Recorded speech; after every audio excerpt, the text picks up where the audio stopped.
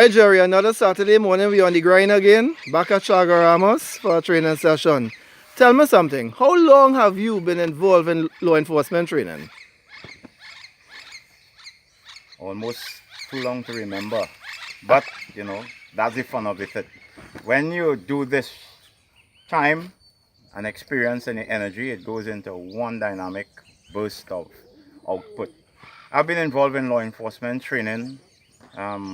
I joined the police service, Trinidad and Tobago Police Service, on the 1st of May 1975, and that was my introduction to law enforcement training.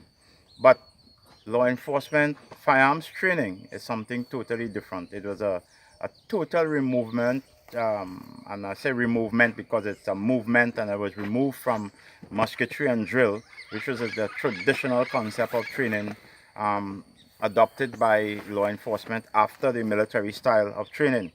But when I got involved, it would have been probably around 1978 there about when I did some research and I was looking at the other training programs that would have been available, and the one that I came upon was the FBI training program, which articulated training a little more. There was a lot more educational aspects of it, understanding firearms, how they work, when to work them, the internal, the external, and the terminal ballistic concepts. So in pursuit of that kind of education, I made contact with the NRA then and started to receive periodicals and the American Rifleman and some other magazines, some of which I still have. And then some other enthusiasts from the US would have sent me some books since 1964-65 with articles in it. And it stimulated my interest into knowing about training and knowing about shooting and not knowing about guns too much.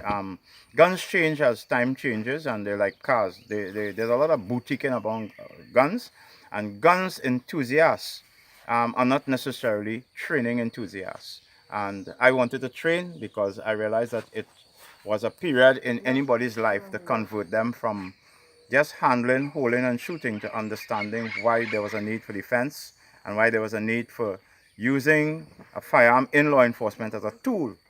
And in 1986, I got in touch with a gentleman by the name of Emmanuel Capelson out of the US. And he was very, very receptive to my discussions, and he invited me to the US.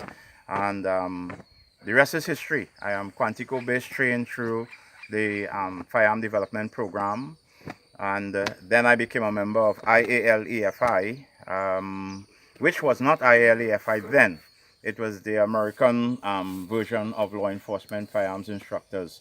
And I, being from the Caribbean and from Trinidad and Tobago, was the first overseas member. I attended that program in 1988. I became a member in 87, and in 1988 we went to St. Augustine in Florida.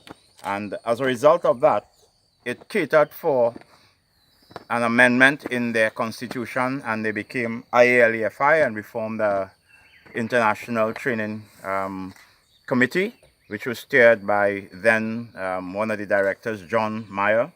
And the rest is history. I mean, there are people, Mossab Ayub, John Farnham, Vicky Farnham, and so many other people.